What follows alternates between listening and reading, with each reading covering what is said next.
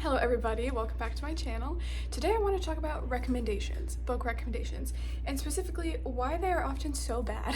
Increasingly getting just so hard to find new books for topics that you'd be interested in, I think because a lot of the book tracking apps use AI for their book recommendations that just aren't that good yet, or because you are looking at books that people have added to challenges, and sometimes people just like straight up don't look at the prompt they're adding to, and they just end up adding totally wrong, misleading books to a prompt. Like you're looking, the prompt is like a sci-fi challenge, and you're trying to find a red cover, and then there's a book in there that's like a nonfiction book with a blue cover, and it's like, did you even try? Like, what is happening here? And then when you go to third-party websites, I think the one I tend to most frequent for specifically book recommendations is like Reddit. You just see a lot of the times the same like 3 or 4 recommendations over and over again, and a lot of the times on any social media website, but especially on Reddit, people are just going to recommend their favorite book no matter how well it actually fits the thing that you're looking for. Like, it's a meme on Reddit that no matter what someone is asking for, they could be asking for cozy romantasy, the top comment will be somebody recommending Malazan. Like, people are bad at giving book recommendations, and I think that what people are looking for is often so niche, and that's the case for me. People have very different tastes. A book that you could describe the same book as a cozy fantasy, and it could work perfectly well for one person who loves those kinds of books and not work at all for somebody who loves those kinds of books. Like, it just is so hard to get good book recommendations for new books, especially for genres that you're not super familiar with. Like, I have a pretty good handle on my own tastes in sci-fi and fantasy. I can usually find good authors or books that I think I will like in those genres because I have spent ages curating my taste, and I have a list of authors that I know I like, and a list of things that I know I'm looking for, and a list of things that I don't want to see. So if a book mentions those things in the synopsis, I know, okay, that one's just not for me. But with other genres, it's really hard. I think this is one of the reasons why I tried to read a lot more nonfiction last year, and I utterly failed at that because I just don't know what a good nonfiction is. I don't know what my taste in nonfiction is. Would I prefer to read a really long, well-researched, thorough book on a subject matter, or would I like to read a shorter, more concise, but maybe less well-researched, more pop science-y book on a topic? It's so hard to actually find your taste without really already kind of knowing what you're looking for and already having good examples of that genre. That's why a lot of people, I think, when they get into sci-fi fantasy, you start with like the biggest paragons of the genre. You start with your Sanderson and like Sarah J. Maas and Rebecca Yarros, and then as you read those books and you find out what works for you and what doesn't, you are then able to take those things that you are realizing that you like in those books or that you don't like in those books and find more and more specific recommendations. And again, if you're entering a new genre, you have to do that process over and over again. So I have to admit that I'm a bit of a hater when it comes to romance and romantasy. I wish I could love it. I wish I could have fun. I wish I could not be a Scrooge about it. Because like, I'm a sucker for good romance. I have a heart, okay? But when it just comes to romance in books, especially if the romance is the main focus of the book, I just cannot get invested. I just cannot believe it. It takes me so long to get invested in a couple, and it takes a lot for me to get invested in a heterosexual couple. I'm sorry. I just don't care about these people. And I find that a lot of the times I don't like really heteronormative depictions of relationships in books, whether that couple is gay or straight. And that's a lot of what the genre is when you go look at the top like fantasy romance genres. It's just not stuff that is ever a dynamic I would find appealing or romantic. And that makes it really hard to find recommendations. I want to get more into fantasy romance. I want to see if I can find stuff that works for me. I feel like I have read enough of the popular stuff that I kind of have a feel for what works for me and what doesn't. I find that I need a non-heteronormative couple, whether that be gay or straight. I need it to be like 60 plot, 40 romance. Like, that's the split I think that works for me if you're looking for a more romance focused book. Any more than that and I just get really bored. I need a plot. I need there to be a plot that is the main focus of the book, and then the romance is a large enough portion of that subplot that it still feels like the book is about the romance. That knocks out a lot of the main ones that are either just romances with no plot or that are extremely heteronormative dynamics. And in my search to find more books for fantasy romance that I think I would like more, I turned to Novelist Plus, which is a book recommending service used by librarians. Your library might pay for a subscription. Look it up. You can go and look and see if they have it online. My library does. they have in fact been trying to train us to use it more. It can be really overwhelming when you first go into it because it's basically like an academic database, and you can use like Boolean operators, and there's all of these sub-filters, subcategories, genre, mood, tone, time period. There's all these tags and filters that you can search for. They also have curated lists written by people, and then, you know, each book has like a list of title read-alikes, author read-alikes, stuff like that. So I have turned to it as a recommendation service now that I think I have a better handle on my tastes. I know kind of what I like in the genre, and I have picked up 5 books that I think I would appreciate. Some of them I think are a little outside my comfort zone, but I would like to try. And let's go through them, and I'm gonna read them, and I'm gonna see if, first of all, if Novelist Plus is a good book recommend, like a good option for me, a good way to find more books in genres that I might not be as familiar with, and second of all, if I can find some really good fantasy romance that I'm utterly obsessed with. So let's go through them. I got 1 gay, 2 straight, and 2 lesbian. I wanted to make it a nice even 6-2-2-2, but quite frankly, when I was looking at like the recommendations for fantasy romance, I had already read most of them. And the ones I hadn't read, I was just not interested in.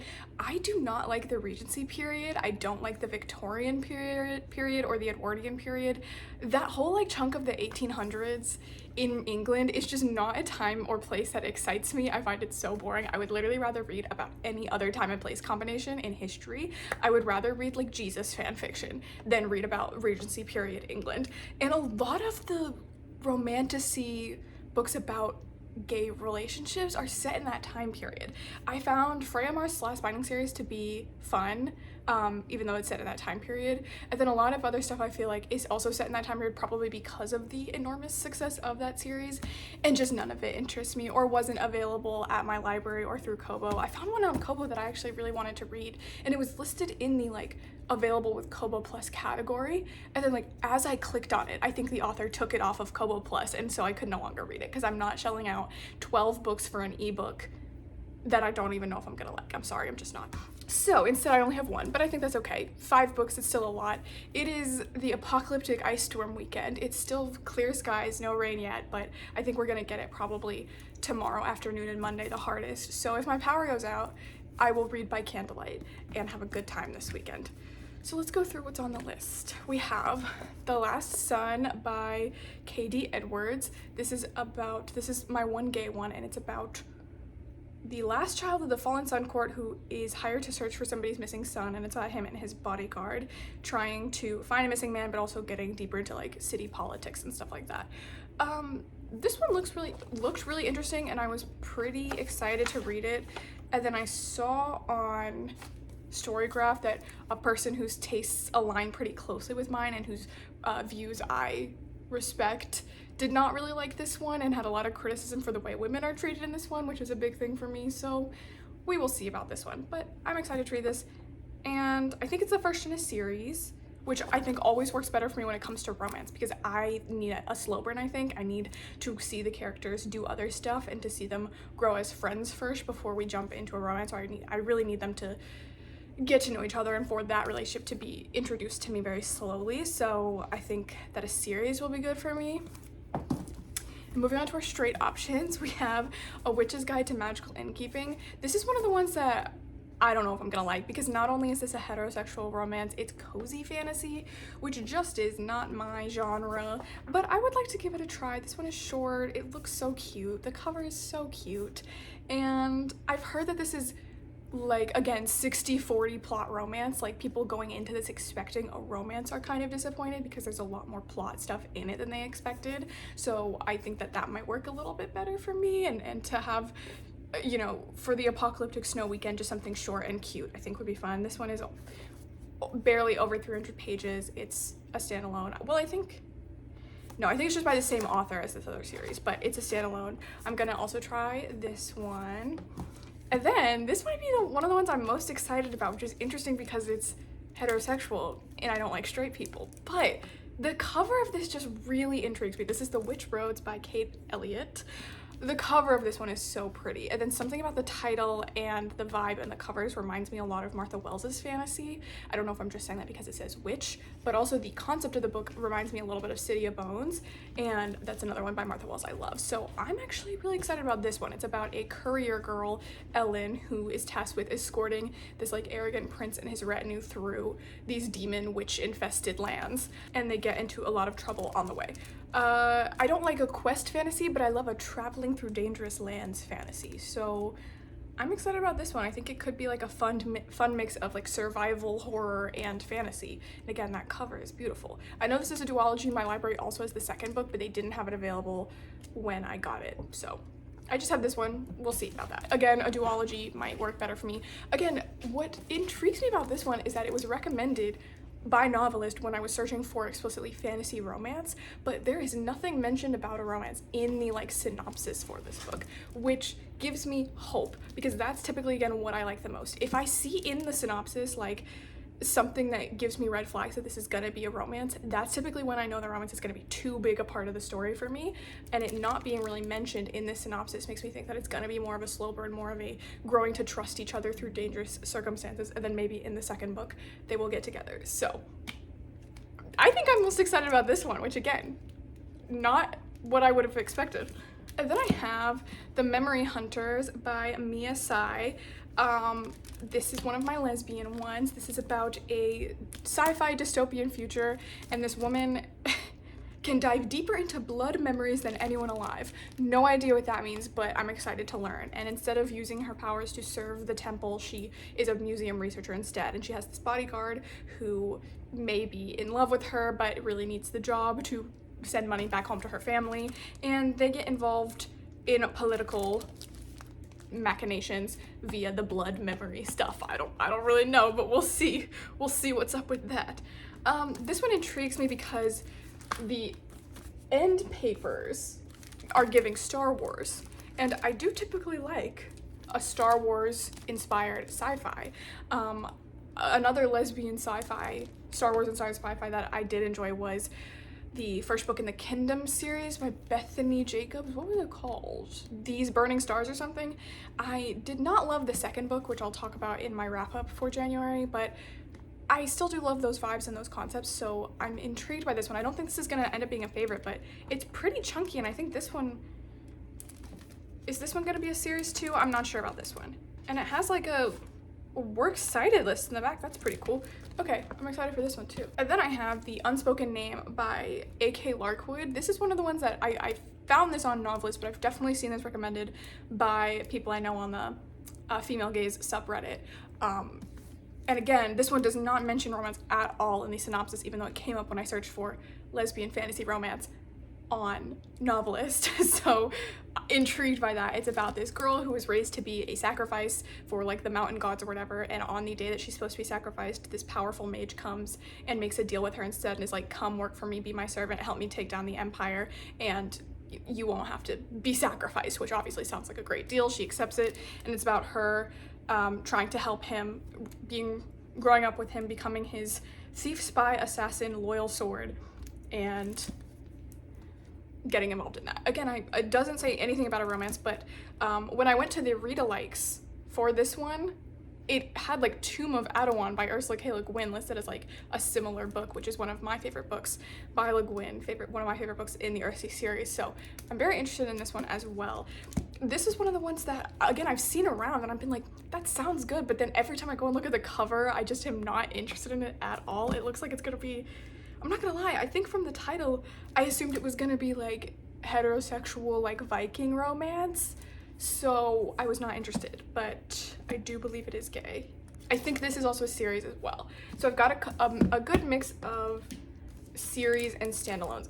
Then Witch Roads I know for sure is a duology, this is a standalone, and then Last Sun is a series. I think an unfinished series. So which one of these do I want to read first? I think I'm probably going to read two at once because that's how I like to read.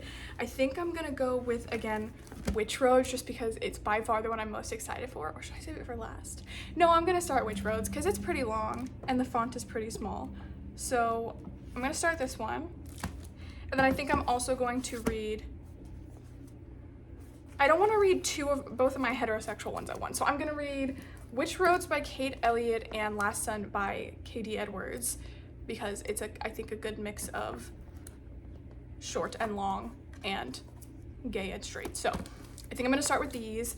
I may read Witch's Guide to Magical Innkeeping instead, simply because it is, again, by far the shortest and also standalone, and also the one I think I'm not gonna like.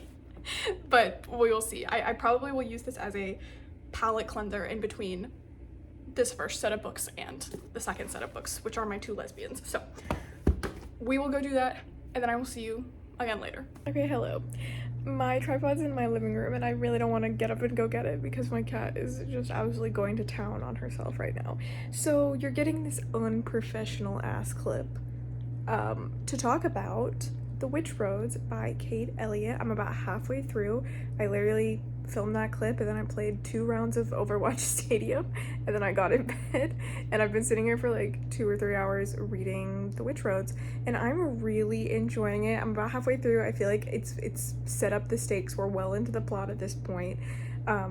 We still haven't gotten much of a romance, and that is the way I like it. Like, it's clearly signposted, like we've definitely been introduced to the character that is going to be the romantic interest, and there has been sparks between him and the main character, Ellen, but nothing, they haven't even expressed interest verbally to each other yet. I mean, Ellen hasn't even really expressed interest to herself yet. Like, she's thought he's attractive a couple times, has remarked upon how attractive he is and how she's intrigued by him, but hasn't really committed to, I want to kiss him, be in a relationship with him, or anything like that. So I'm enjoying that. That's the kind of pace that I want my romances to move at. I want us to be 200 pages in and only just now beginning to be like, maybe I'm attracted to him. So I'm enjoying that.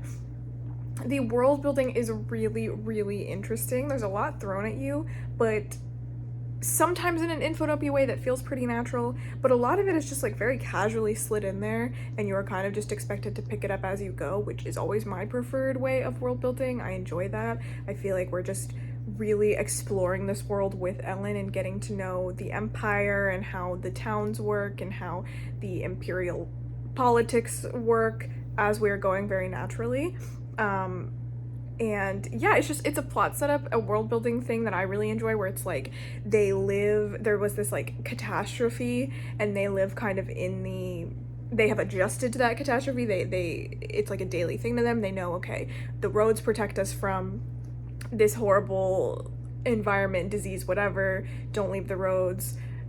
We all live in the Empire, and that's what protects us. Stuff like that. It reminds me a little bit of Martha Wells' City of Bones, which is one of my favorite books by Martha Wells, but just like in general, in which, again, there's this like incredibly dangerous environmental circumstance that they're trying to protect themselves from, and that certain people can navigate, but not everyone can. For the vast majority of people, it's very dangerous.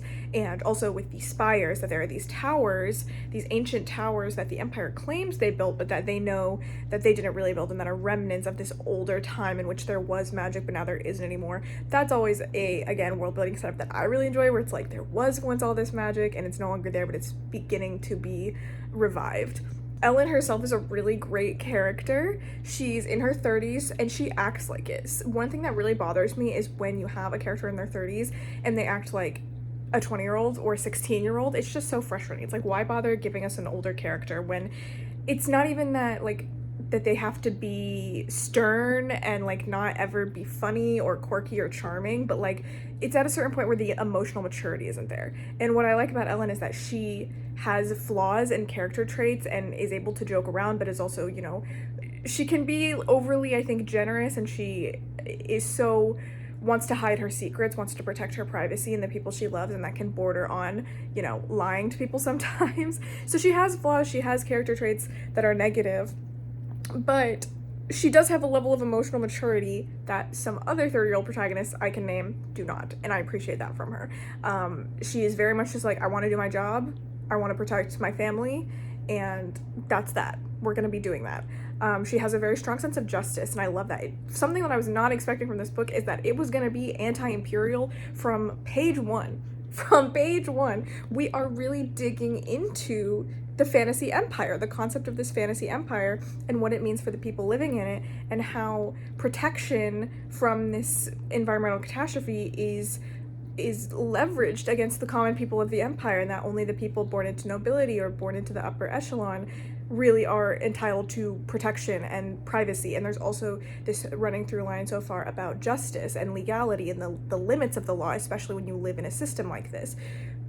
Ellen has a horrible backstory, horrible tragic backstory, and her sister, her deceased sister, has an even more tragic backstory. And Ellen even points out what happened to her and her sister was entirely legal. There is no justice for them because what was done to them was legal. And Ellen is aware of that hypocrisy and serves the empire in a way, oh, goodbye kitty, serves the empire in a way but doesn't really support it. Like, she was raised outside of it, and she does not really want to be a part of it, but she still serves the emperor because it comes with privileges that she would not be able to have otherwise. I really enjoy that. My arm is so short and now it's hurting, but I don't like this angle. So we're gonna have to wrap this up. So anyways, I am really enjoying this one so far. Again, I did not think this was gonna be the one. Well, I kind of did. At first I didn't think this was gonna be the one because, again, this is one of the straight ones and I don't like straight people. But I love the world building. I really like the writing style. I find it's very readable but poetic enough in places that I enjoy it. I really like Ellen as a character. I like the character that I think, again, is going to be her love interest. It's such a cool plot setup and such a fun, fast-paced story, and yet, like, it's so slow. We're just really, really slowly building up the world and the characters and the relationship dynamics and where we're really going with this. We still don't even know really what the big bad or what the point of the character going to this place is, but I like that. I like how slow it is and how we are really taking our times. Again, I can't tell if this is just because Witch is in the title, but it reminds me so much of Witch King by Martha Wells, which I love, in the way that is a very, very slowly paced series, slow and character focused, where we are really just digging deep into the question of imperialism and fantasy empires and coalitions and mutual aid, and just following these characters as they struggle against the empire and struggle to maintain their humanity and their belief in other people. And this feels very similar to me, and I love those aspects, those elements of it. Like, it's slow but not boring, and that's what I really like about books like this. And again, it reminds me a lot of City of Bones by Martha Wells, in which there's all these remnants of a culture, a technology, a greater power that the people living in the world currently don't understand and don't really know where they came from or how to use them, how to access them. And I think that that's going to be something that's going to come into the book more in the second half. So I'm really enjoying The Witch Road so far. I think I'm going to take a break from this one now and start maybe Witch's Guide to Magical Innkeeping, even though I know I said I was probably going to go read The Last Sun by Katie Edwards, because I didn't know if I wanted to read both my straight ones back to back, but I think I do want something a little bit lighter and more fun, because this is, again, very dense, slow fantasy, like high epic fantasy, which, again, I love, but now I want something a little bit different, so we'll see. Okay, so I really want to film this clip so I can take my contacts out. I'm about 30% of the way into The Last Sun by Katie Edwards. I should not like this book, but I do. Like, it's definitely, okay, it's urban fantasy, which I think helps it feel unique and helps it feel different from the other book I'm currently reading right now, The Witch Roads, because that is very classic, like high epic fantasy, and this is more urban fantasy, like more of a detective story almost, because the whole plot revolves around the fact that they are trying to find this man, trying to figure out who kidnapped him and for what purpose. And then there's this like eldritch being that has also just begun to come into play that the characters are being made aware of, and there's a lot of the kind of political maneuverings between the like head of the city, New Atlantis, which, it's about Atlantis? I was not expecting that, even though it's literally on the back of the book, but I was not expecting that. And it's kind of a funny coincidence because I just read the Vampire Chronicles book where they also interact with Atlantis. It doesn't make as much sense in the Vampire Chronicles because it's like something introduced in 12 out of 13 books. By the way, Atlantis is real and the aliens are from it. This is just right off the bat. Like, they're from Atlantis, they have magic powers, they settled New Atlantis. It's I was confused at first, but now it's becoming more clear that there was some sort of apocalyptic world war between Atlantis, the Atlantis people and the normal people or something like that, and that's why there's references to places that are uninhabitable. Again, something I like in books. I don't typically gravitate towards urban fantasy because I think what I like about fantasy is world building and more slower paced books that are really about the characters and the world and not so much about like the gritty reality of like city life and like, you know, doing a lot of crime fighting.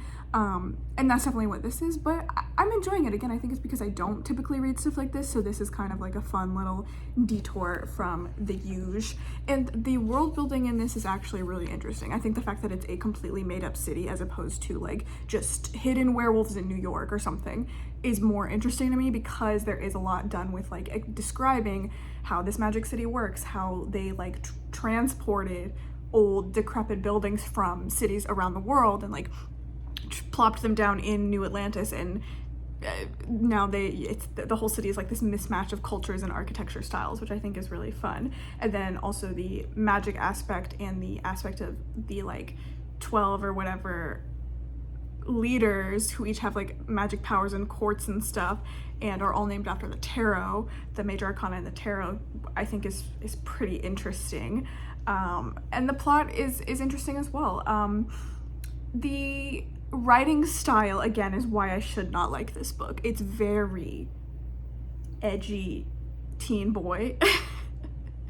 The main character, Rune, is very edgy teen boy. Like, he's in his 20s, but he is a very snarky, smarmy, love to hate him kind of guy, and it's because of all this stuff that has happened to him in his past that I think we're going to learn more about, that frankly I don't really want to learn more about because it already seems very dark and sad, and I can infer what happened to him, and I don't really want to get more into detail about that. But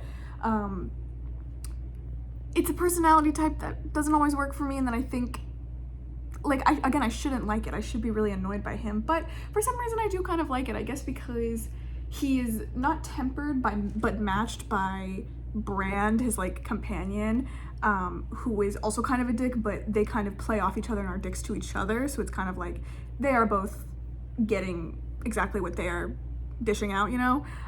So it's okay. I think that, again, the writing style can sometimes border on cringe for me, but it's fun. Like, it's not something that I would choose to read all the time, and I think if by the end of this book I have decided I will continue with this series, it's definitely going to be something that I'll have to read spacing out and not back to back, but I'm not hating it as much as I feel like I should. I'm in fact really enjoying it, and I think part of that is because I do actually I'm really interested in the dynamic between Brand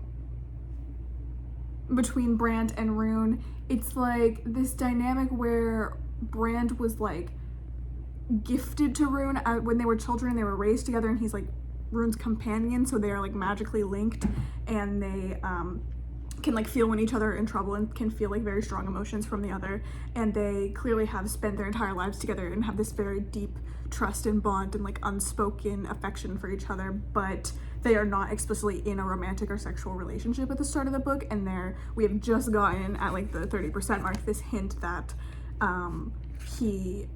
Rune tried to kiss Brand like on his 13th birthday when they were drunk, and Brand kissed him back but then like pushed him away. So I think there's gonna be something very juicy there about like them both being into each other, but Brand rejecting him because he's like, you only like me because of the companion thing, because you're lonely, whatever, like I can't trust that you actually are into me. So I'm interested in that. And also we were just introduced to a character who, again, could be very annoying, but is kind of an archetype I have a fondness for, a kind of seemingly insane seer type of character, like sensitive boy type character. I love characters like that, and he has one of my favorite names. I don't know why, I just love the name Quinn, whether it's for a boy or a girl. This character reminds me a lot of Dylan from Control, which I have been playing recently, and again, it's just a character archetype that I have a good time with. I'm like, yeah, show me like a traumatized seer who functions in the world so differently because of the amount of information they are receiving that they seem very odd or out of place to other people, but they just see the world in a different way. So I'm intrigued. I'm very intrigued by all the pieces that we're setting up. I think it could get a little action heavy sometimes for my taste, like there was just a big fight scene that I was not the most interested in, but I'm really intrigued by all these little elements, like what is actually behind Adam's disappearance, where Adam is, if they're gonna find him, what Quinn has to do with all of this, and where we're going with Brand and Rune. So I'm enjoying this one. I think I'm definitely gonna continue this one instead of dropping it for Witch's Guide to Magical Innkeeping. Welcome back to my insane asylum with the white walls. I've lived in this apartment for 2 years and I haven't put anything up on my bedroom walls. It's quite something. But anyways, I'm coming to you at 10:20 p.m. because I have finished The Last Sun. That was pretty good. I will definitely read the second book in the series. I've already put it on hold at the library. Although I do have to say that, I don't know, I was frustrated with the direction this book took. I was really enjoying it to like the 40% mark, and then they successfully free Adam at that point. They free him really early. Like, the whole plot on the back of the book makes it sound like they're going to be trying to find Adam for the entire book. They find him pretty early on, they free him, and then the rest of the book is them trying to figure out who was actually behind his disappearance, because he doesn't know, and putting together the pieces and fighting this like ancient undead lich being that is trying to attack Rune and co. And the book at that point turns into a romance between Adam and Rune, and not Brandon Rune like I was assuming. And to be fair, I should have known this because it does say on the back of the book that Rune is navigating old friends and enemies and a growing attraction to a handsome nobleman. So obviously that's Adam, and I guess it is telegraphed on the back of the book. But I was just so much more interested in the dynamic between Brand and Rune. It was just something that appealed to me a lot more. I think I always prefer when there's some sort of like history between two people, whether that be romantic or not. I loved the whole like companions thing and how they had grown up together, and how again there was this really deep unspoken trust and love between them. And then there is like that foreshadowing in the beginning of the book that there may be hidden romantic attraction between them that they've just never acted on. And so to have that like feel like it was dropped as soon as he met Adam and just was immediately attracted to Adam, and like talking about how hot he was, and Adam of course immediately also is attracted to him. Whole time he still has a girlfriend, by the way. I get that like the whole vibe was that Adam was like poly, or like in open relationships, he just slept around a lot, but like I was thinking the whole time about how he was in a relationship with his assistant Lily Rose, and like not only do they never tell her that they found him, but he immediately moves on and starts flirting with Rune and doesn't say anything about her. I was like, okay, maybe it's implied that they've already broken up before that, but that was just something that occurred to me right now, and that was kind of funny. But anyways, it just was not as exciting to me as a dynamic, as a potential romance, because it again is very frictionless. It's just these two characters who are immediately physically attracted to each other, and Adam doesn't have much of a personality. He's just kind of the ideal man. He's extremely attractive. He is Rune's type. He's very physically capable and magically capable. He is immediately and obviously attracted to Rune, and he's very respectful of Rune's boundaries and understanding of his past trauma and why that means he kind of has to go at a slower pace in their relationship. And he also is understanding of Rune's relationship with Brand, and how like Brand is always going to have a very special place in his life. And that is something that does come back into the book at the very end, when the relationship between Adam and Rune becomes explicitly romantic. He does say like, listen, Brand is always going to be in my life. We have a unique relationship, and if you can't deal with that, then you're out of here. And to be fair, Adam is like, cool, it works for me. So that was more interesting to me. Seeing them, I think, in the future try to navigate this kind of like three-way dynamic would be interesting to me, and seeing them deal with the whole soulmate concept. There's this magic soulmates thing basically called Tala, and it doesn't have to be a romantic dynamic, but it often either tends to be between people who love or hate each other. And it's implied that Adam thinks he and Rune are Tala, and Rune, probably because of how traumatized he is, doesn't think it's possible. And there is again something a little bit interesting slipped in there of how maybe Rune is not entirely thrilled at that idea, or like he has really conflicting emotions about that possibility, that it would be cool to, you know, have this soulmate that is supposed to love you and supposed to take care of you and boost your power or whatever, but also how there's kind of a negative, sinister element in like being magically duct taped to another person for your whole life, is like how he puts it. So that also would be something interesting to explore. I just think the setup of this relationship is by far going to be the most boring aspect of their relationship, and that's a shame, because I think we could go a lot of really interesting, juicy places with it in the future. But in this book, it was really boring. And again, you're just taunting me the entire time with this other relationship between him and Brand that is already so juicy and so interesting, and they have such this great chemistry and rapport between them. And with Adam and Rue, it's just kind of like two people respecting each other's boundaries and like flirting with each other, and that's just not my thing. But again, like I said, I think it could go in a really interesting direction with that dynamic. We'll see. And it says on the back that in looking for Adam, Rune will find more than he was hired for, clues to the fall of the Sun Court and the secrets of his own past. That's a lie. That's a lie. That only comes into play in this book in literally like the last 10 pages, and it's like the sequel hook. It's like, read on to find out how these people who did the thing in this book were connected to the people who took down his family and assaulted Rune as a 15-year-old. So it's like, again, I'm interested to see where that goes, but the back of this book is quite misleading. But yeah, I thoroughly enjoyed that. Again, I think this is something that is best for me in small doses. Rune can be quite annoying and quite cringe, but over the course of the book, I did come to really appreciate him and have a lot of fondness in my heart for him and his crew. To speak on the topic of women in this book, because that was something I was worried about, because that was something I saw in my friends' reviews. It's not the greatest, but frankly, there aren't enough women in this book in prominent enough roles for it to be an issue for me, which is in and of itself its own issue, right? Like the fact that there are very few female characters in this book, and the ones that do exist in this book are either not on page for a long time or are so secondary that they are, you know, blink and you miss them. So it's like not the greatest representation. It's a lot of like Madonna whore, like either they're the perfect angels who are here solely to help and uplift our male protagonists, or they are evil scheming bitches. And there was a lot of language used around one of the female characters' relationship with an eating disorder that really bothered me. It was just quite unkind, and like, do I believe that asshole Rune and Brand would describe her like that?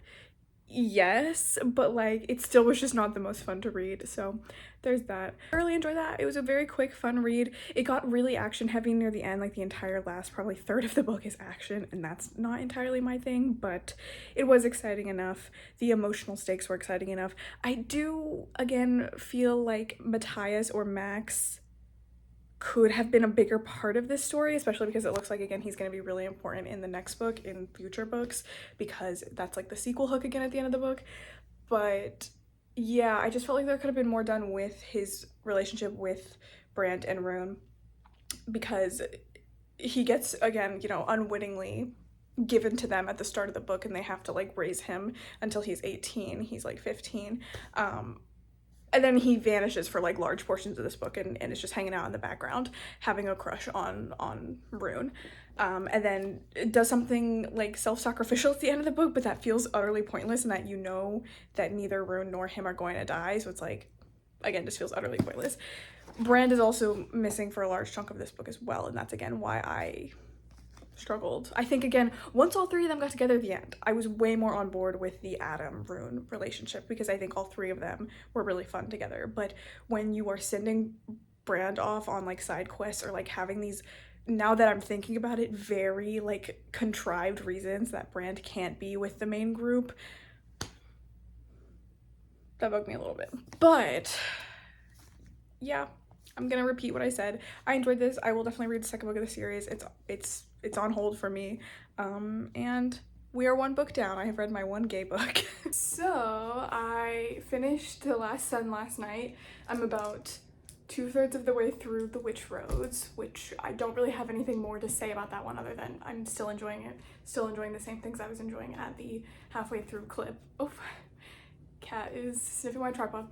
And I decided to begin A Witch's Guide to Magical Innkeeping by Sangu Mandana. This is a really quick read. I have been reading this for like an hour and I'm already like 120 pages into it. I'm definitely enjoying it. I'm definitely enjoying it a lot more than I thought I would. I don't love the writing style. It's definitely less bad than some other books in this genre that I've seen before, but it's just not, it's a little bit plain for me, but I prefer that to overly lyrical prose. So I am not super enthralled about the writing style, but I don't hate it either. I find it just very easy to read. I think that the beginning of the book was a little rough, the whole like introduction to the situation that is going on, because it just felt like a lot of weird info dumping, but like not in the right order.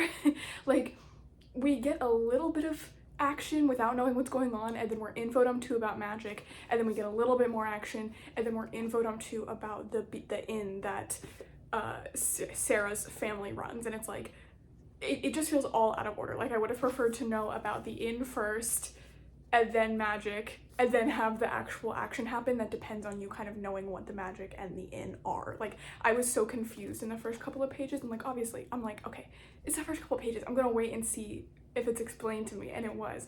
But it's like you start off and you're like, okay, it just feels like we're expected to know these characters and what they're, the situation they're in, and why what they're doing is dangerous, and where they are and what the stakes are right away without being told at all. And then like 10 pages later we're info dumped to anyway, so it's like just swap those events around. But anyways, the further I'm getting into it, the more I'm liking it. The plot is moving along pretty fast, and at first I was like, okay, she's getting answers way too quickly, but I do like that it's like every answer just leads to more questions. Like, okay, we have to find out how to get her magic back. Okay, the answer is in this one spell book, but the spell book is only like is locked down, and you can only find it if you have like a researcher's credential, whatever.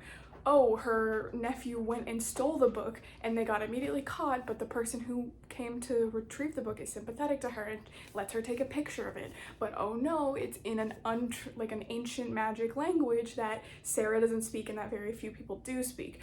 Oh, but coincidentally, a very nice man, well, a very grumpy, attractive man has shown up, and he knows how to translate the magic language. But oh no, the ingredients are coded or are extremely hard to find, so we have to figure out what the ingredients actually are and how we can get them.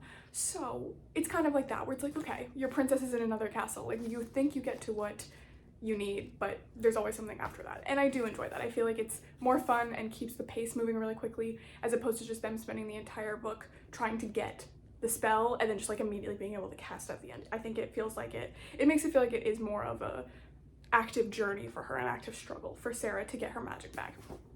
And the coziness of this, I think, is just enough to not bore me. Like, just like Legends and Lattes, there is sort of a in-canon reason given to why the B&B is so successful and doesn't have to worry about like real world stuff, like having enough money to stay open, oh my gosh, or paying the employees or anything like that.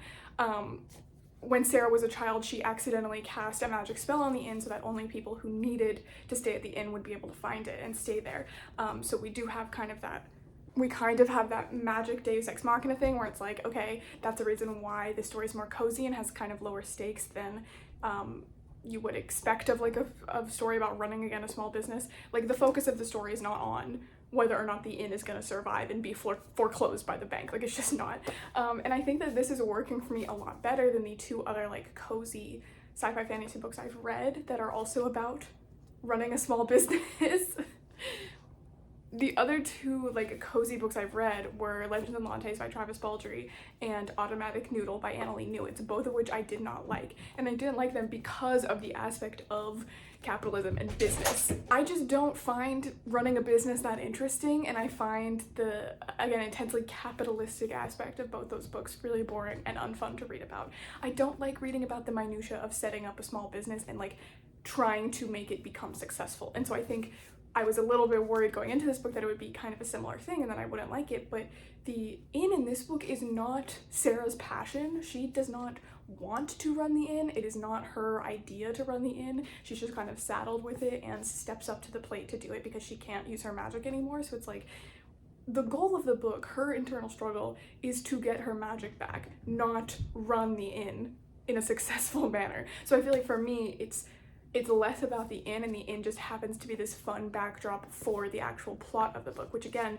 because it's such a lighthearted, cozy fantasy, you you know, like, okay, she's gonna get her magic back, or she's gonna realize all along that she didn't need it, and she's gonna be happy either running the business or reconnecting with her magic.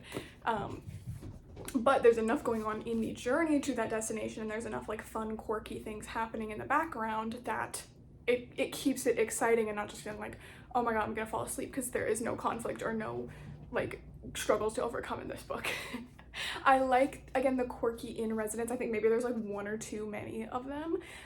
Everyone is kind of quirky and cute, and then Nicholas just is taking it a step too far for me. He's like a medieval times employee who LARPs as a knight constantly, and unless like there's some sort of reveal that he is actually a medieval knight that has been like time traveled into the modern day, I didn't need that. Like, I'm sorry, it's just a little bit too much.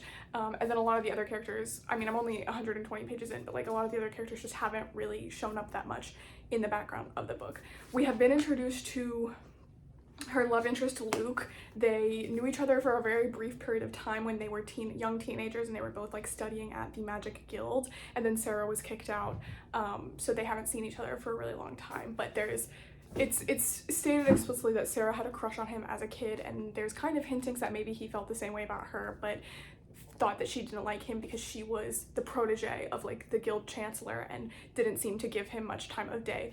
And we know that on Sarah's side, that's because she was shy and had a crush on him. So I think that's definitely going to be a focus of this book, them rekindling their affection for each other, especially because he was the one who translated the book for her and is now staying at the inn with his autistic younger sister. So yeah, that's something that's fun too. I think the fact that the inn is like for people who need to be there, not necessarily just like magic people, but non-magic too. There's a couple other long-term inn residents. It's basically like long-term residents. They don't just stop for a couple nights, they stop and they end up staying there because they love the place and they love Sarah so much. So I am enjoying it so far. The romance, I don't know if it's gonna do a lot for me because, well, we'll just see. It's barely started at this point, but we'll see. I do like the aspect of them knowing each other in the past, and of that kind of like miscommunication when they were younger, of Luke thinking that Sarah thought she was too good for him, and Sarah thinking that he doesn't remember her or didn't like her, and knowing that she couldn't talk to him that much as a kid because she had such a big crush on him. And then there's also the aspect of Sarah trying to get her magic back, which I do want to talk about. I don't want to completely formulate an opinion on this until I finish the book and see where we're actually going with this arc, but I believe that within the context of the story, on a meta-narrative, what word did I just say? On a meta-narrative level, Sarah losing her magic is supposed to be like burnout or depression. It's supposed to be like an internal mental illness of having this great passion and then not being able to tap into that anymore. But it also does kind of read in the narrative, perhaps unintentionally, like a disability metaphor. Sarah had this ability, this great magical ability. She could do almost anything. She was the protege. She had so much power, and then she lost the vast majority of it. And now it is hard for her to do even very basic magical things that most other witches can do very easily. She, you know, can't even do the most basic of spells, and she thinks all the time about, if I just had my magic back, like my life would be so much easier. I would be able to do all this stuff. The inn would be so much better taken care of because I could just snap my fingers and fix the chimney and fix the hot water pressure or whatever, and I can't do that anymore. So it very much reads like a disability narrative of somebody who loses a limb or loses their eyesight, and somebody who becomes disabled over the course of their life or is affected by a temporary disability, like you broke your leg, you're in a wheelchair now, and having to deal with life like that, and thinking they know what life was like before, and they are struggling to adjust to their new circumstances. So I'm intrigued to see where that goes and how much that disability allegory framework plays into the way the story ends, because I feel like, you know, on a depression burnout level, obviously her getting her magic back at the end of the book makes sense because it's, you know, her being able to just believe in herself and tap back into that magical ability that was there in her all along. If it's meant to be a metaphor for disability, I don't know if I would want her to get her magic back at the end, because that's kind of a very tired disability metaphor, disability narrative where, you know, they find a magical cure for their disability, because people in real life often don't find cures for their disabilities and do have to live the way they are for the rest of their lives and still live extremely happy, fulfilling lives. It is not a death sentence to lose your eyesight or lose a limb or lose ability in any other way, but it's still a struggle to adjust to life like that. So I don't know if I'm don't know if this book is gonna address all those aspects of disability, because again, I don't think it's meant to be a disability metaphor, but it comes across that way. And I don't know if that's just because of the very basic setup of like, I had this ability and then I lost it. But again, I think it's much more within the narrative meant to be a metaphor on belief in oneself and burnout and creativity. So I do think she's gonna get her magic back. But we'll see how I feel about that at the end and how strictly that sticks to a disability metaphor, and how I feel about the way it wraps up. Okay, hello. Absolutely crazy lighting. I've tried to find the best spot in my apartment. This is as good as it's gonna get, I think. Let me move this pillow because it's in the way. So, I'm coming to you because I have finished The Witch Roads by Kate Elliott, and I really enjoyed this. It is my favorite that I've read so far. The romance, again, was probably my least favorite element of this book, just like with The Last Sun. I didn't hate it. I definitely did not hate it. For example, books with romances I actually straight up hated that like ruined the rest of the book for me, even though I liked a lot of aspects of it. Uprooted by Naomi Novik, where I just straight up hated the romance, but liked the other aspects of the book. With this, I did not hate the romance, I just didn't love it either, and it's because the characters have this very slow burn dynamic where they don't, their relationship moves very slowly, but then at the end there's this circumstance where they have to part, and it just got incredibly dramatic. Like, we're talking dramatic confessions of love. I've always loved you, like I've fallen in love with you, crying, I'll never find anyone else like him, like her, whatever. And I'm like, the story has not earned this level of emotion from them, especially because it did not feel like they got a lot of chances to interact. Oh, my air fryer just went off. It felt like they did not get a lot of chances to interact within the actual story, because one of the characters is possessing the prince's body, so it's like it would be extremely odd for him to just constantly be talking casually to someone of Ellen's status. She's a deputy courier, so she's not even like important enough to speak to him at the beginning of the book. Like, he has to talk to her through someone else, and then they are able to find ways around that and to find subtle ways to communicate, but it's always in like very short bursts, and it's always having discussions that are oftentimes very matter of fact, like, okay, here's where we're going, here's what I found out, like here's the plot stuff, whatever. And there's a few romantic moments sprinkled in, and I liked those moments. I really did. There's this one actually interaction between them that had me giggling and kicking my feet when he's like the ghost in the prince's body has like accepted this gift from one of the places they're staying at, and one of the characters goes like, oh, it's such a gift to be able to like appreciate unlooked for, like unexpected small gifts, and he responds looking at Ellen like, yes, I've always been able to appreciate the small, precious, unasked for gifts. I thought that was really cute. That was really cute. But then at the end, it just hit a level of dramatics and like explicit love confessions that I didn't feel like the rest of the story had earned. Like, if we had even dialed that down like just a couple notches, I think it would have been a lot better for me. But I still did enjoy that dynamic. I'm interested to see where it goes in the future, because like, I can't imagine where the second book's gonna go, especially because I know it's only a duology. So it's like, how is that ghost gonna come back into her life? Is he gonna possess someone else's body? Is he gonna possess the prince again? Because he has to have permission to possess someone. So it's like, how is he gonna get back involved? Is she gonna fall in love with the actual prince now? I don't think so, because he seems like a massive dick. But at the end of the book, the plot is thickening. The one thing I will say about this book that kind of frustrated me is that it is very, very slow moving. Like, it's not boring, and it does feel like a lot has happened throughout the book, but we get to the very end of the book and we still haven't even gotten to why the prince has gone to this place in the first place. Like, the person he's come there to meet is literally walking up the stairs, and then the book ends. And so it's like, okay, you didn't need to edge me like that, especially because the person who has the second book in the series in the duology still has it checked out, so I have to wait for them to finish it before I can get it. But my library does have it, so I'll get it eventually. And I liked this enough that I have put some other Kate Elliott books on my TBR. I'm very interested in her lesbian Alexander the Great sci-fi retelling. Didn't know that was happening. Big fan of that concept. And then I think my library does have a couple other books by her, like The Keeper's Six, which looks very similar plot setup to this one, where it's like an older woman having to go into dangerous circumstances, traverse a dangerous land for the sake of the child that she is looking after. And that's another aspect I really liked about this, that a lot of it is about familial love and familial bonds, and those were so strong and so well sketched out. I loved the relationship that we see between Ellen and her deceased sister Alving that we see in flashbacks. The final flashback scene of them, well, really the only flashback scene we get, but that scene at the end where we go through their childhood and see what they experienced as child slaves, basically, was so well done and so interesting. Just them traversing the Pell was so heartbreaking, but also really cool to see because it's such a cool, strange environment. And then I also loved the relationship between Ellen and Kem, who is her nephew, and there's so much baggage in their relationship and so much she didn't tell him about her and his mother and their pasts and how that would affect him, and it felt very realistic, the kind of fights that they were having and the way those fights were being resolved. Like, have you ever had to have a conversation with a teenage boy?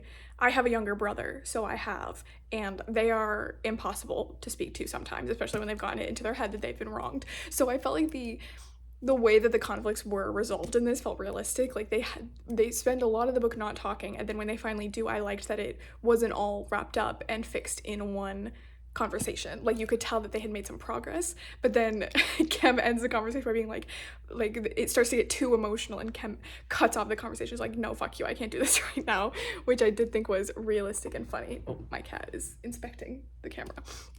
So I really liked the characters. I really liked Ellen. She has such a quiet sense of humor. She likes to play with people by hiding behind this like upright like courier dedicated to the empire kind of thing. Again, I loved the themes of anti-imperialism and the morality of justice and the morality of the justice system in here.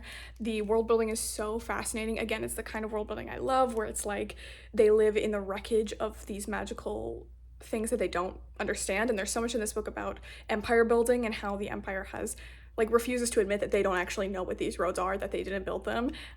They just use them and claim that they are the ones who built them, so to bolster like their power.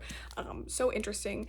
I really did like the Haunt character and his personality and what he added to the story, even if I didn't necessarily, again, believe in the pace of the romance. But yeah, the end of this book is so exciting. I'm so interested to continue and see if maybe the romance becomes a bigger aspect, and if so, how. I'm like, how is that character going to come back into this story? But very excited. It has a great cliffhanger ending, and I really enjoyed a lot of aspects about this book. So I had a great time with The Witch Roads by Kate Elliott. Again, funny that this whole thing was supposed to be about me reading romance books, and the romance so far has been my least favorite aspect of both the books I've finished. So I hope we get a good romance soon. Okay, welcome back to another sit down portion of this video because it just got too late at night to film after I finished A Witch's Guide to Magical Innkeeping, and I decided to just wait until the next morning and talk to you about A Witch's Guide to Magical Innkeeping and the next book that I have started, and a book I finished last night in one sitting.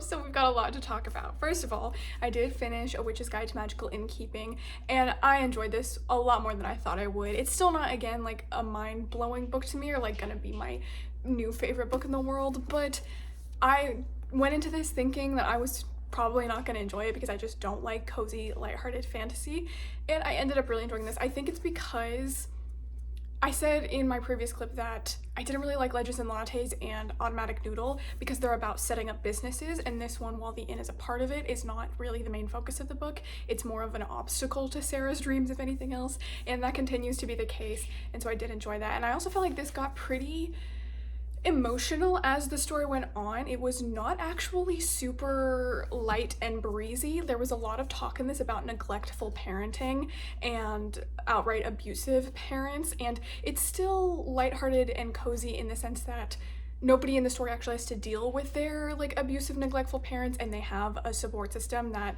is like their new family. But there were those more serious topics discussed, and as well as the topics of like navigating neurodivergence in a neurotypical world, and the class structures of British society and anti-immigration in the UK. And so I felt like having all of those topics be discussed kind of had this have a little bit more bite than the other cozy fantasies I've read, and that's why the ending of this was so interesting to me. I was taking a look at the Storygraph reviews and it looked like a lot of people did not like the ending. I saw some people giving it very low scores, specifically saying it was because of the ending, or giving it like a 4 and being like, this would have been a 5 if it wasn't for the ending. And I would like to discuss the ending, so I'm gonna try to do it non-spoilery and then do a section that's full spoilers, because I feel like in order to really talk about this ending and what I find so interesting about it, I have to be explicit about what happens at the end of the book. So first of all, we're just going to talk non-spoilery and say that some of my, not suspicions at the start of the book, but the way that I was reading Sarah losing her magic continued to be a thorough line, and the book wrapped up in a manner that I thought was actually taking into account how it would look if, again, that was really the allegory that her magic was supposed to be. It took that kind of into account, and I think didn't want to fall into stereotypes or overdone tropes around disability in particular. So I enjoyed that. The way it did it, I think, is what a lot of people are getting hung up on, because it is something that is fundamental to the book. Like, without this, it sort of feels like the book had no point. And I think a lot of people just are going into this wanting a fun, you know, magical wish fulfillment-y time, and so the more realistic, bittersweet ending of this, I think, does not sit well with people who, again, are just going into it looking for something straightforwardly happy and lighthearted. Me, somebody who likes sadness and angst and bitterness and horrible things happening in their stories, I did not mind that as much. And, okay, here's where we're getting into explicitly spoiler territory. I did not mind that Sarah lost her magic at the end of this book, because, again, I think that it works better for the disability framework that it feels like her losing her magic more closely aligns with. And it's frustrating because that's where I think, again, the weakness of the ending comes from, and why a lot of people don't like it. It's not just the fact that she doesn't get her magic back, or she gets her magic back and then decides to give it up again.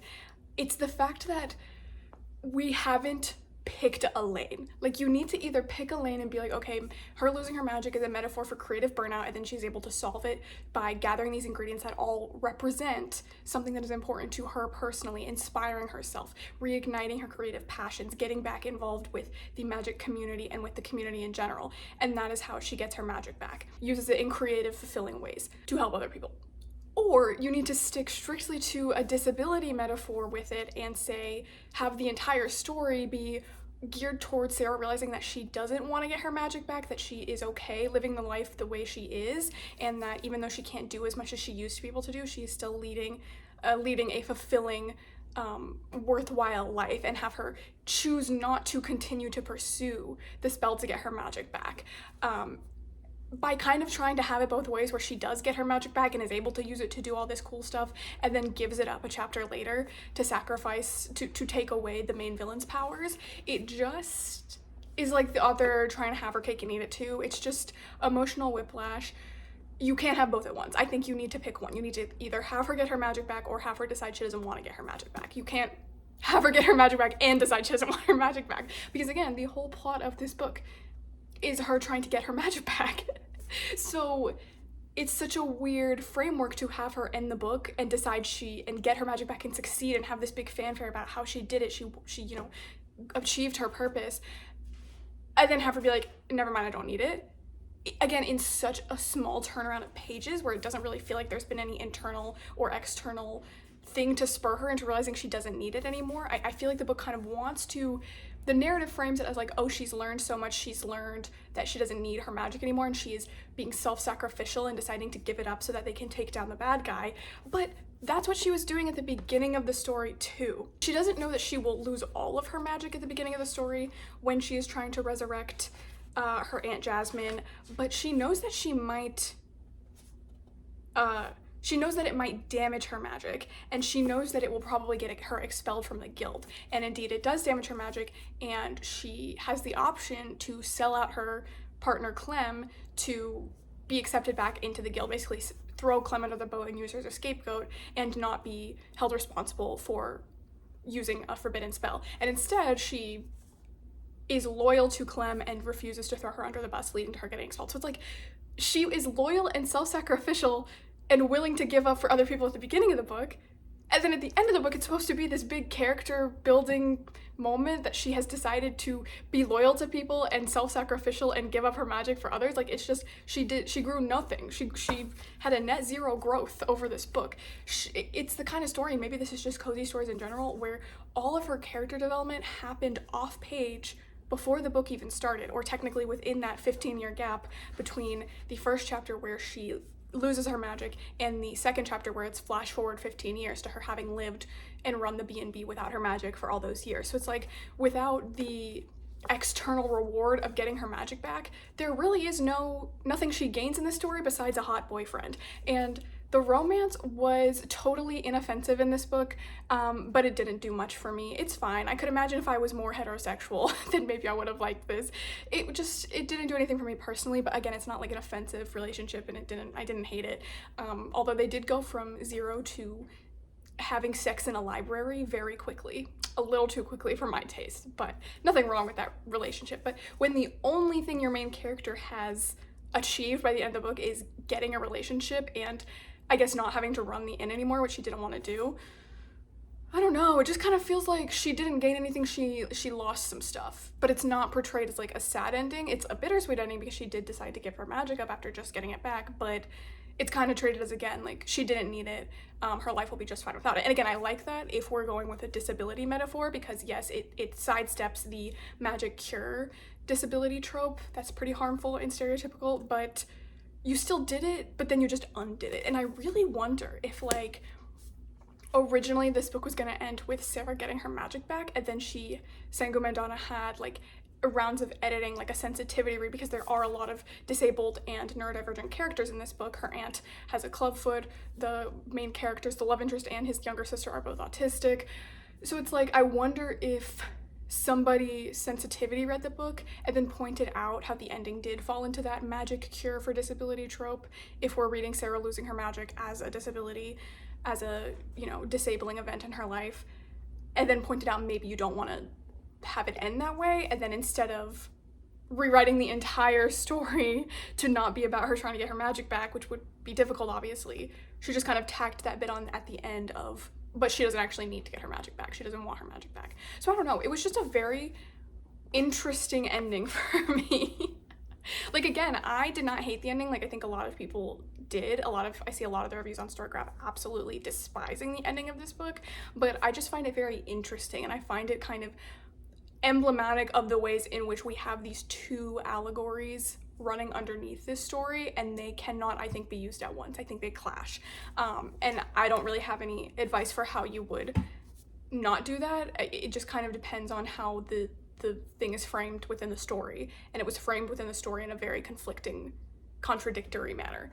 But all that aside, I did like this book. I would read more from Sango Mandana, but not always. You know, I'm not a cozy girl. I'm not a cozy fantasy girl, so I would have to wait, I think, a couple months when I needed it. It was just nice to be able to curl up in my bed while it was, you know, sleeting outside and read something very lighthearted, but also that dealt with serious topics, but also dealt with them in a very, like, PBS special, after school special kind of way, where everyone always knows the right thing to say and everyone is always super supportive over these kinds of issues. So it was cute, it was fine, I did not hate it. Very interesting, I think, internal struggle going on in this book on a meta-narrative level, but that's kind of not the point of this video. I did also start, I'm about maybe 20% of the way into The Memory Hunters by Mia Tsai. This is crazy so far, and I read the first, like, 100 pages of this very quickly. It's very immersive. The prose of this is actually, I think, really good. It's reminding me a lot of the Burning Kingdoms,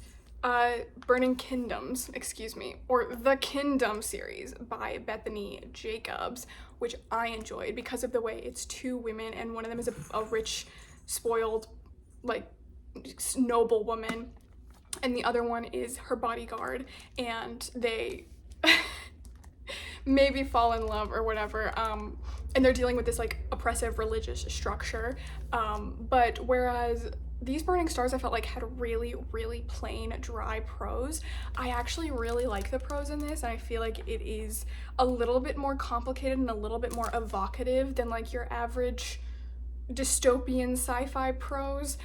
It's not overly so, which, again, I don't love overly lyrical prose, but it's prose that goes a step beyond just like telling you exactly what is happening, but does not go so far that you're like, okay, enough, I get it. There's also, we start off with this really interesting concept. It says in the prologue, in the summary on the flap of the book, Kiana Strayed can dive deeper into blood memories than anyone alive. And I was like, I have no idea what that means, but that sounds interesting. And then we learn more about these blood memories and how the people, they're like living in this like climate dystopia basically, and they use mushrooms and orchids to like get into people's blood and use the blood to live through their memories. It's a really interesting concept. It reminds me a lot of Inception, and then I went and added this on Storygraph, and it does say like Inception X something as the comp titles, so I do concur. It reminds me a little bit of Inception, with also a lot of climate issues and an oppressive government. I think you can already tell that like there's this very intense religion that goes around like the blood memories, and there's also commentary on like museums and the ethics of like taking people's memories for the greater good, for the community. An allegory or a metaphor for artifacts being stolen from colonized countries and taken to museums in the lands that colonized them, like the British Museum. It's kind of an interesting dynamic between the two girls so far. I'm not sure how much I'm gonna like it because Key, the main character, is very annoying. And what is her name? Vale, the other main character, is also a little annoying. Vale less so than Key. Key's very much like a spoiled brat, like never has had to work at a day in her life and chooses to work because she likes it, and kind of can't comprehend the ways in which both her status as like the daughter of the temple leader and a politician, but also her wealth impacts her relationships with other people. She's very like, oh, just treat me like everyone else, but doesn't realize that people kind of can't do that, or like that she has all these opportunities that nobody else has. And then the other character, Vale, is like a poor girl from the country who has risen to become Key's bodyguard, her companion, who like looks after her when she goes into the memory. But it is kind of that annoying character where she is facing financial struggles and she has a rich best friend who is always willing to like, always offering to like spot her money, and refuses solely out of pride, which like is realistic. It's totally realistic, especially for characters I think of their age, but it's annoying. And also their ages. I can't tell how old they're supposed to be. I think they're supposed to be in their 20s, in their early 20s. She's 24. They both act like they're maybe about 16. And I don't know, for Key that feels realistic because she is again, spoiled brat, but for Vale, again, the immaturity in which she deals with her situation and deals with Key just feels a little bit unrealistic for their ages, but it's not entirely unrealistic. So I just think I need to get further into the story to decide how I feel about them. It is a fun dynamic where, again, it's like, I love a good bodyguard and like scientist researcher kind of relationship, and then it's also kind of juicy in this one because Vale has a boyfriend at the start of the book, a boyfriend who apparently is like very hot and everybody loves him, but she doesn't seem that into him, especially in her POV chapters. And Key is kind of jealous of this boyfriend for taking attention away from her, and Key also has an ex-girlfriend that Vale fucking hates and that could take her position as like Key's bodyguard away from her. So it's a very kind of juicy setup.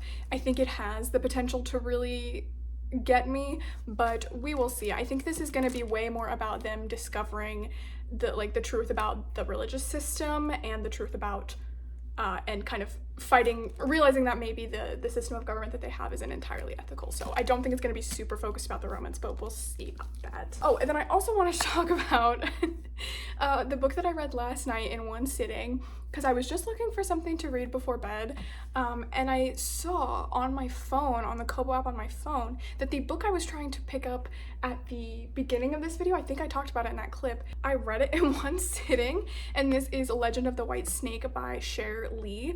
I didn't realize this was a YA fantasy before picking it up, and for that reason, I didn't love it. It's just, I don't like YA, that's just a thing for me. I felt like the characters, again, they act convincingly their age, and so they annoy me a little bit. It was very insta-lovey, insta-lusty, which is really weird for me when they're teenagers. They like sleep together before the book is even halfway over. I'm like, where are we going from here? And then a lot of wild shit happens in the last like half of the book, it did keep me reading it. I read this in like one sitting because I was just like, where the hell are we going with this? They both made a lot of really annoying decisions. There's a lot of miscommunication, a lot of you lied to me about this one thing, so now I will be totally angry with you and never take your opinion on anything ever again, even though, you know, I could solve all of our problems just by having one conversation with you. But it was a very fun story. Again, I read it very quickly. It's also a very culturally detailed story. There's a lot about Chinese mythology and ancient Chinese culture in this book.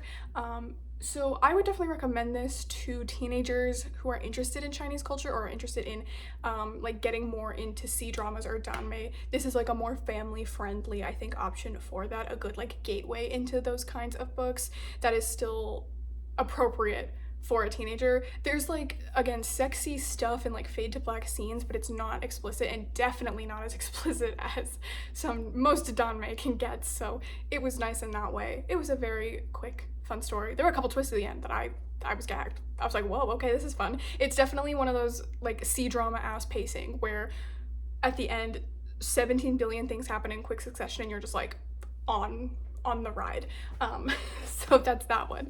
I'm going to make some more progress on the Memory Hunters, and maybe then once I get to like 50% of Memory Hunters, maybe start Unspoken Name, but we will see. I'm coming to you not live because I have finished the Memory Hunters. It looks really dark, but it's 9:32. And I have finished the Memory Hunters by Mia Sai. I enjoyed this one. I'll definitely be reading the second book whenever it comes out. I think this one like just got released, so it probably won't be for a while. But I very much enjoyed this. It was a bit messy, especially at the end. There were a lot of plot things that didn't entirely make sense, especially at the end, but the last like third of this book is just really fast-paced and exciting. A lot of stuff happens in that last third, and there's a lot of twists and turns. This book reminded me so much of These Burning Stars by Bethany Jacobs, not in terms of any like actual plot or character similarity, but in terms of vibe and in terms of execution. It follows a really interesting set of characters with a lot of gay girl drama, very realistic, juicy feeling gay girl drama. It has a more intellectual core to it that helps it stand out from other books in its genre. In These Burning Stars, it was the theme of scapegoating and genocide, and in this book it's the theme of colonialism and repatriation of cultural artifacts, and what it would be like if memories were a cultural artifact, thinking about how knowing your heritage and knowing your history, your ancestors, is a privilege to many people. There are so many people who have no records of their family at all, either because their families were enslaved or their families were not literate, so they didn't leave any records, stuff like that. Their families were displaced, forced to move from their homelands. There are so many people who don't know their history. They don't have memories of their ancestors, and the ways in which the memory diving, the blood memories in this book can be both an incredible boon and an incredible way to reconnect to those ancestors that were taken away from you, stolen from you, but also just another way for institutions to appropriate and steal cultures and profit off of them while blocking those people out of any kind of stewardship or benefiting from their own cultures and histories. So that was a really interesting element of this book, and one that I really liked. I did like that it also swung back around at the end to being both anti-religious institution and anti-museum or anti-government, because at first it feels very much like we are definitely anti-museum, anti the museum structures, and talking about censorship in museums, censorship and cultural appropriation in museums, but the temple is sort of presented as like the ethical alternative to that, and I wasn't sure how much I loved that, especially because, again, in real life the Catholic Church is like has done so many horrible things to cultures and communities around the world, and it's such a force for evil.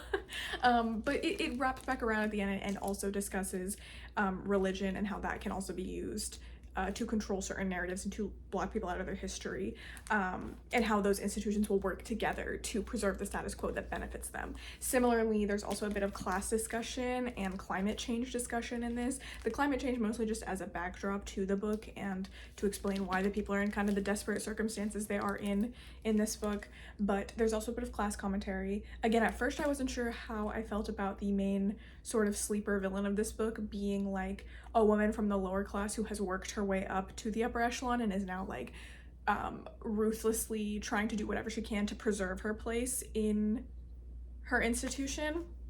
But after finishing the book, I think I'm okay with it, especially because I think it's more commentary on how some people from the lower class will claw their way up to the top and then pull the ladder up behind them so that nobody else can escape. It's less a commentary on like, you know, those unethical poor people, and more a commentary on power corrupts, and a lot of people would rather bury their heads in the sand as long as something doesn't affect them personally, rather than standing up for something that they know is unjust. Like, there are so many times in here when Key is desperately trying to tell people about this thing that she's discovered, and she thinks that if she just tells people, you know, they will be just as outraged as she is and will help her. And time again, she learns that not only do people already know about this thing that she thinks she's discovered, they don't care. They've never tried to expose it or tell anyone about it because they just don't care. It doesn't impact them. So that was a cool element of this as well. The characters started to grow on me. I was having a little bit of a problem with them in the first 20% of the book. They really did grow on me, but I do think that they read really young for the ages they're supposed to be. They do not read convincingly, 23 and 24, and I'm 23, I'm almost 24, and I'm not saying that I'm, you know, a paragon of emotional intelligence and always do the right thing and I'm always stern and emotionally mature for my age, but they were really, really emotional and really acting in ways that seemed more in line with a younger person. Like, if you had told me these characters were 16 or 17, that would make so much more sense than their stated ages. Maybe I'm just being maybe I'm just being strict. Again, people of any age can act quirky and silly, but it's just something that that's something that I didn't love about this book. Again, if they were just slightly younger, I feel like a lot of their behavior would read a lot more realistic and make a lot more sense. And even then, I didn't hate the characters. I liked them, especially by the end. I think I also really liked their relationship and their relationship progression. This is one of the books I feel like that the romance is more forefronted, even though it's more of like a plot-focused book, plot and character development focused book, but the romance is a big part of this, and the romantic development between the leads is a big part of this. I would say it matches The Last Son in terms of how much the romance is a part of it, but in this one I feel like it's even more, because so much of the book is about Vale and Key's relationship and how it evolves over the course of the book, how it goes from guardian and diver to having each other's memories at the end, which is always something I love with a couple. We got a soul bond, we got to share memories. That's the only way. Hi B, she really hates the tripod, it's funny. So I did really enjoy that relationship by the end, and I liked that it still feels like we have stuff to explore. If there's anything I don't like about like the first book in a series that, oh my fucking god, that has a major romance component, it's when you get to the end of the first book and it feels like there's nowhere for the relationship to go. Like, they've completely already had that relationship development, have gotten together, have no more problems in their relationship, nothing more to nowhere to grow to, because that means the author is gonna have to pull problems out of their ass for the next however many books in the series. But at the end of this book, while the relationship feels like it has developed and while it has turned from platonic to romantic, there still feels like a lot of stuff that could happen with this relationship in further books. There is a big shift of the status quo at the end of the book in terms of them and how they interact with each other, how they relate to each other, and that is definitely interesting. There's places for this relationship to go, which I appreciate. It's not like, I'm trying to think, the vampire book, This Ravenous Fate by Haley Dennings, where I got to the end of that book and I'm like, where can this romance possibly go in the second book? Like, they have completely shut everything down. Like, we have had a relationship arc. There's nowhere for this to go. But in this book, we have had a relationship arc, but it still feels like there's so much to explore and so many places we could go with this. So I did enjoy this. Again, I feel the same way about this as I felt as like Burning Kingdoms by Tasha Suri and the Kingdom series by Bethany Jacobs, where it's just a very solid, competently done sapphic story about girls fighting the government. It's not my favorite. It's not something I absolutely love and am obsessed with. Am I going to go out and buy this book? Probably not. But I did really enjoy this one, and I will definitely, again, be reading the sequel when it comes out. So it has been a couple of days since I last filmed my last clip. It's been a day. And I have finished The Unspoken Name by A.K. Larkwood. I did not give in progress reading updates as I was reading this one because I just kind of flew through it. I didn't really have much to say when I was hitting that like 20% mark, but then shortly after that I just got really sucked into the story and read it in like 1 or 2 sittings. So I didn't have much to say about this while I was in progress, but I am happy to announce that it has become my favorite book that I've read in this video. I really, really loved this. It had high expectations to live up to when I saw in the read-alikes that it was being compared to Tombs of Adawan by Ursula K. Le Guin, which is one of my favorite books ever, but it kind of lived up to that. It really did. In the beginning, I was like, okay, there's only superficial similarities, but by the end of the book, I just thought this was such a thoughtful story, a story in which the themes are worked into every aspect of the book, which is something that I love. I'm a theme reader. I will read anything and I'll have a positive opinion on anything if I think the themes are interesting and done well. Like, I liked Catabasis by R.F. Kuang, even though I feel like that book has problems, because I just loved the themes of that book so much. And I love the themes of this book too, the themes around trauma and around growing up in an abusive or neglectful or toxic situation and feeling so trapped in that situation, and the things that you will tell yourself and the things that you will use to justify your situation, and how you will never ever think of leaving or getting out, and how it can be such a slow process to actually realize I don't have to let myself be treated like this anymore, and the slow process that is, and how that takes so much time and strength to achieve, but that it is possible, and that it is possible for victims to escape from their abusers and from abusive situations and live the life that they deserve and want. And so those themes of trauma and of taking what you deserve and what you want are so expertly done in this book and woven in through, again, every aspect of this book: the plot, the themes, the characters, the relationship. And I also really liked the relationship in this book. This is a very, very low-key romance. We don't even meet the love interest until like 30% of the way through the book, and it's a very slow, tender romance, and that doesn't always work for me, but I felt like it really worked for me here. There's just something about the way their dynamic is written. It's something so intangible and something so hard to pin down, but when it works, and I just totally felt the instant bond between these two characters, and not even in a romantic way, just like you could tell the second that Sorwe met Shuthmili that she just like was obsessed with her, not obsessed with her, but like saw something in her, recognized something in her. And it wasn't just the fact that she viewed Shuthmili as another version of herself, or someone who was still stuck in the situation that she was in as a child. She was interested in Shuthmili. She just wanted to be around her all the time and hear what she had to say, and just anything that Shuthmili said was interesting to her because she enjoyed being in her presence and just talking to her.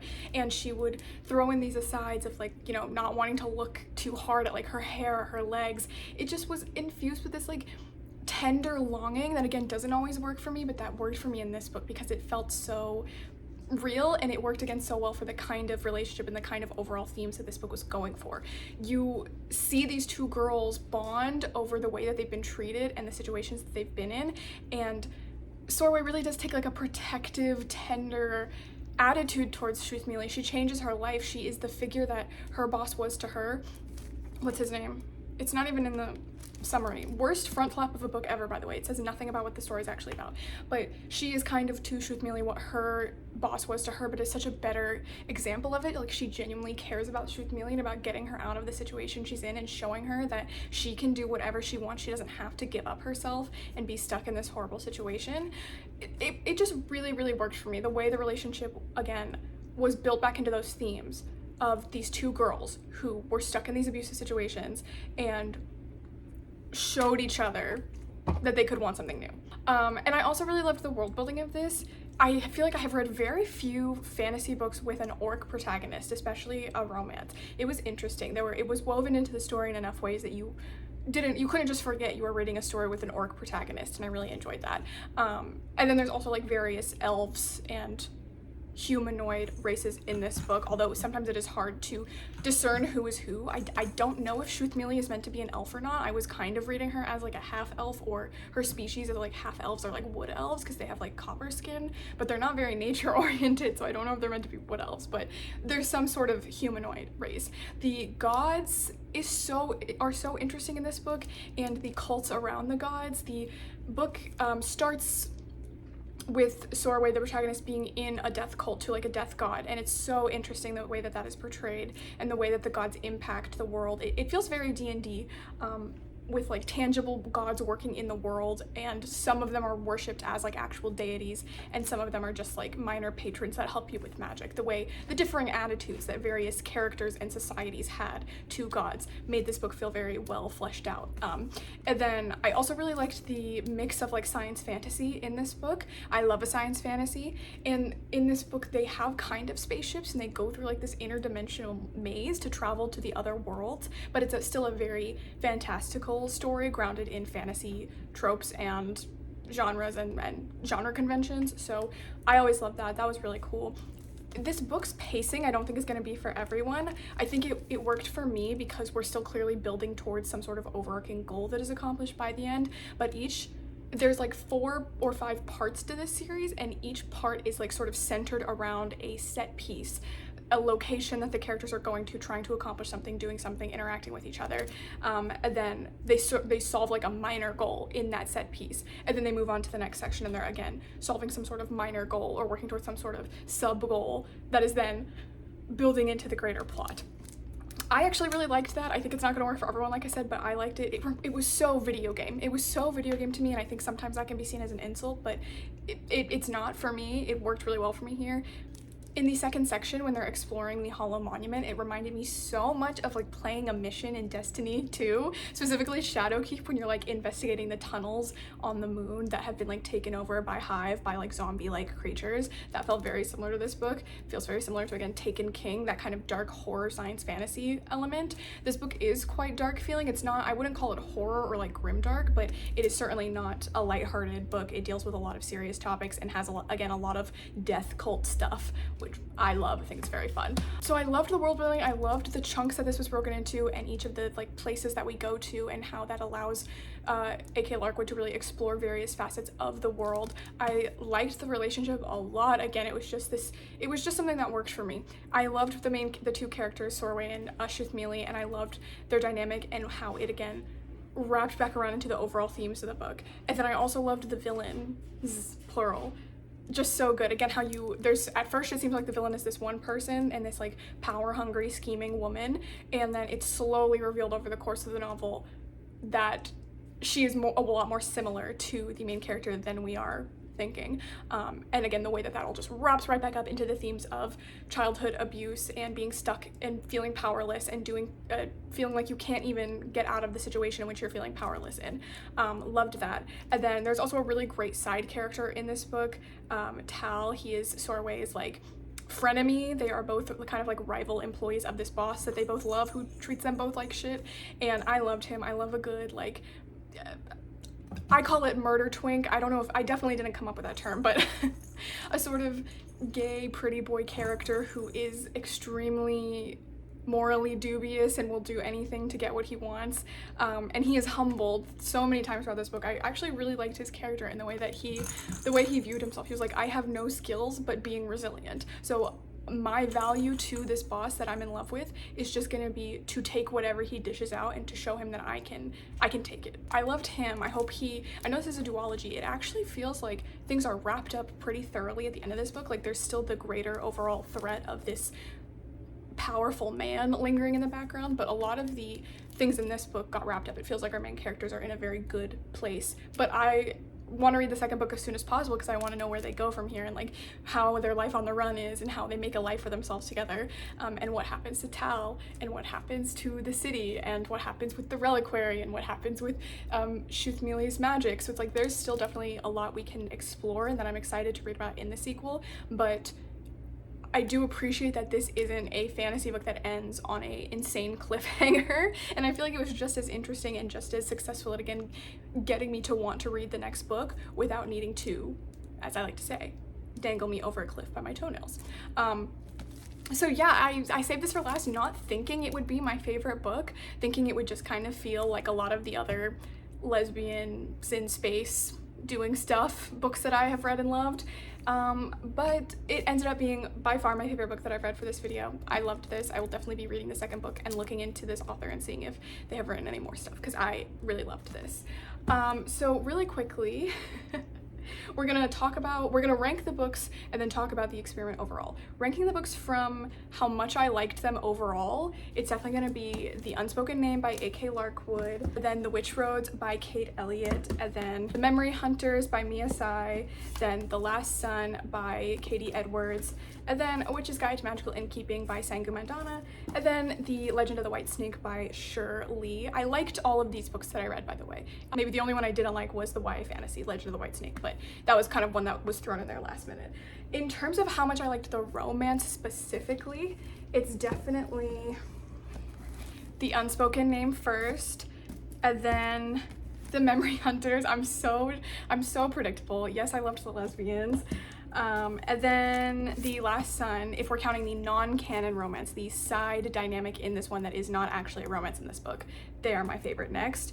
And then it's The Witch Roads by Kate Elliott, and then A Witch's Guide to Magical Innkeeping by Sangu Mandana, and then the canon romance in The Last Sun, and then the teenagers in Legend of the White Snake by Shir Lee.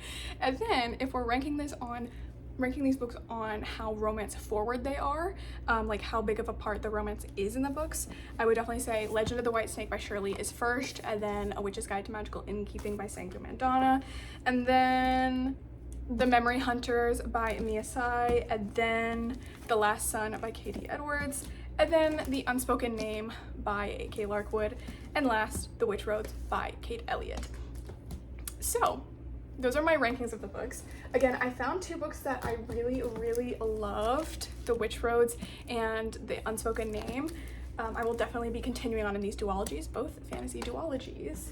I also really liked The Last Sun and The Memory Hunters.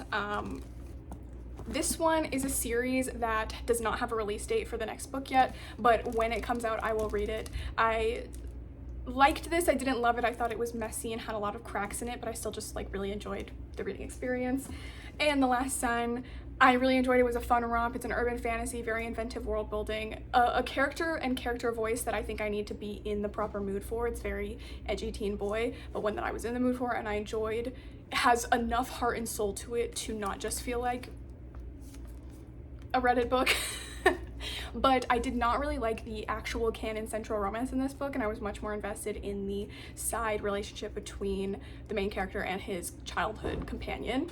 And then A Witch's Guide to Magical Innkeeping, not my thing, but I still enjoyed it. Witch's Guide to Magical Innkeeping and Legend of the White Snake both fall in the category of not my thing, but I enjoyed it. I didn't hate it. I didn't feel like I was being forced to read it. I didn't want to DNF it. And so overall, I feel like this was very successful. The books that Novelist Plus recommended to me for the criteria that I was putting in worked really well. I will definitely be using that service in the future. Although I kind of worried because I feel like I was very picky and I picked like the only options that were available with all my filters, so maybe there's nothing more for me to do on that website, but we will see. I will definitely be using it in the future. And again, to reiterate, I think that I work best with romances and books that are not romance forward. It's no mistake that the books that I liked the most didn't have a lot of romance in them, and the romances that I liked the most were in books that were otherwise very plot heavy, and the romance was a pretty small aspect of the books. So I think that's just how my brain works and how I like my romances. When I think about other romances that I can remember really enjoying in media, it's never a couple from an actual like romance, like a rom-com or a TV show about romance. It's always two characters from a TV show that is about something completely different. There is a plot, and then the romance is only a sub factor of the show, or even in some cases not even part of the show, but just my shipper brain wanting them to be together. I feel like I do have a pretty good handle on what my tastes are in fantasy romance. This helped me clarify them even more, figure out what exactly I like. I will still be continuing to explore these. I think I've learned to use Novelist Plus a little bit more, and to look for books that, again, aren't explicitly marketing themselves as a romance, but marketing themselves as fantasy, and then finding out through tags on Storygraph or through reviews that there is a romance element. So it's getting pretty dark in here. So we're gonna finish this video with one last look at all my books. I have read 6 books over the apocalyptic ice storm weekend, and I'm ready to get back to work and back to business. So thank you so much for watching this video. I hope it was exciting. I hope the vlog format was interesting, and I hope that the way that I did it wasn't confusing. I would love to know if you prefer to watch vlogs in order, like I talk about the one book all at once, or if the way I did it where it's like in real time, where I'm starting one book and then getting like halfway through it, starting another book, finishing the first book, is interesting, or if it's too confusing. So just let me know about that. And then I think that's all I had to say about the format of this video. So let me know, and I will see you in the next one. Bye.